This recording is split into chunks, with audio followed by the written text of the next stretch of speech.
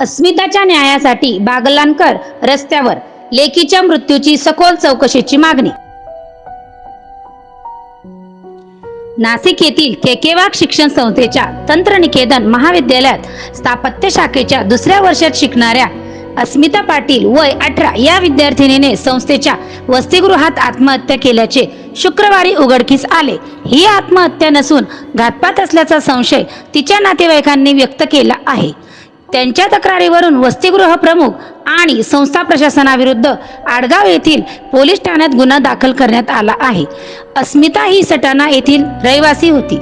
गणेशोत्सवानिमित्त सुट्टी असल्याने काही दिवस ती घरी गेली होती। गुरुवारी ती वसतिगृहात परतली। अन्य सहकारी विद्यार्थिनी गावी गेल्या असल्याने खोलीत ती एकटीच होती।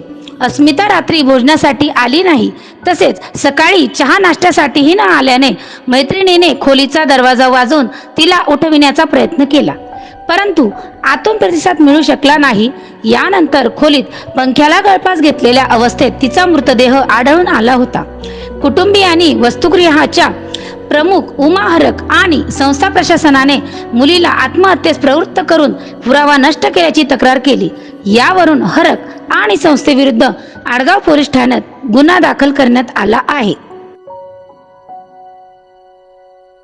अस्मिता या बहिणीला न्याय मिळावा यासाठी संतप्त बागलाण तालुक्यातील नागरिकांनी रविवार दिनांक 22 सप्टेंबर रोजी सायंकाळी शिवतीर्थाजवळ एकत्रित रास्ता रोको आंदोलन छेडले।